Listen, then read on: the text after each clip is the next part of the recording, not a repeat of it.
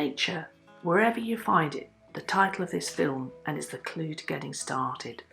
Take a look at all the marvellous variety of leaf shapes that can be found all around us, in woodlands, hedgerows, climbing up walls, and wasteland, where plants manage to grow in the most amazing situation, or nearer to home, in gardens, parks, on your balcony.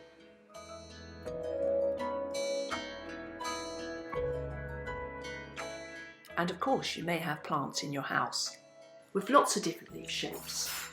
And when you can, start collecting some leaves that you like the shapes of. What we need to do now is put the leaf onto the card and draw around it, as you can see Annie's doing.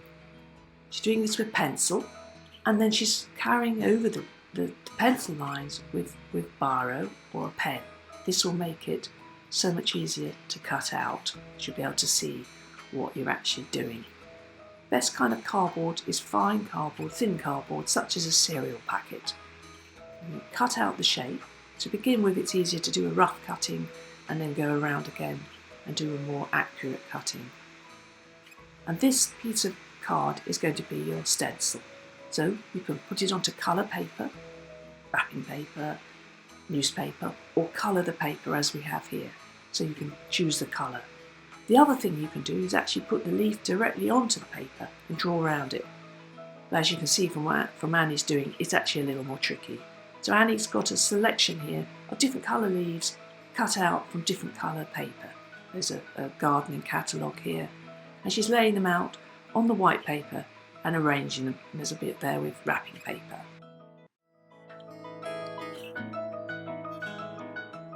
Annie places the leaf shapes next to each other to see how they interact with each other, the flowery ones and the plain ones, and she tries them on different coloured paper, as the colour background influences the design.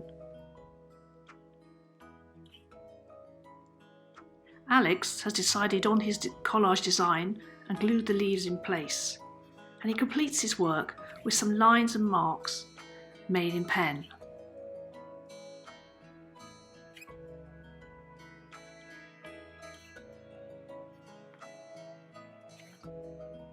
Earlier we mentioned colouring your own paper.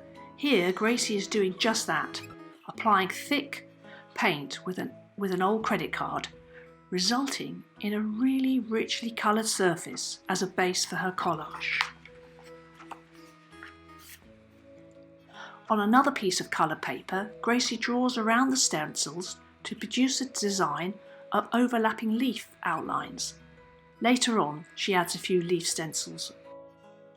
Gracie experiments with marks made by printing with bubble wrap and corrugated cardboard, and the green leaves suddenly become eyes. Annie shares her collage work that she's developed from working with simple plants and leaves with Gracie. You remember we took the shape of various plants and leaves and then drew round them and made various templates. So in this one I used some coloured inks.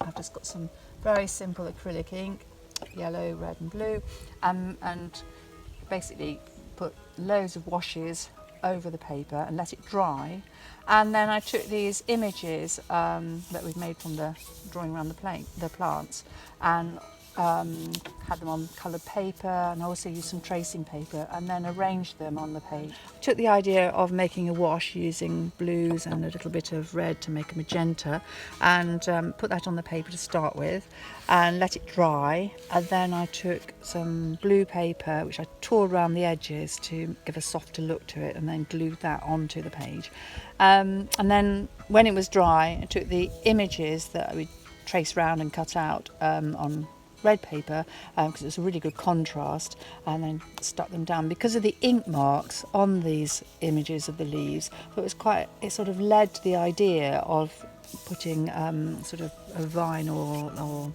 little branches linking the images together, and that's really how it thinks. When they were stuck down at first they were all quite bright, like this one with dahlias on. I thought it would be quite fun to put the wash over some of the leaves and then leave this particular leaf bright, so they knocked those back, and then just to kind of highlight the shape, because we're looking at shape, I then took a black ink and went around with a paintbrush and did the edges. These are the conch ones. So these, in this case, I used some black acrylic paint and did use a roller actually, or I could have used a great big brush like this, this kind of brush, to put a background on. And when that was dry, I took the leaf cutouts that I'd made of conker leaves, and then they were from an old book that I had with maps and things and text, and stuck those on. And then it just needed a bit of contrast, so I took one of the leaves and painted that red with acrylic and stuck it down. Here's some close-ups of Annie's work. I hope you have fun doing your leaves, and these are just ideas to inspire you. The most important thing is just enjoy it, go with it, and just have fun. Good luck.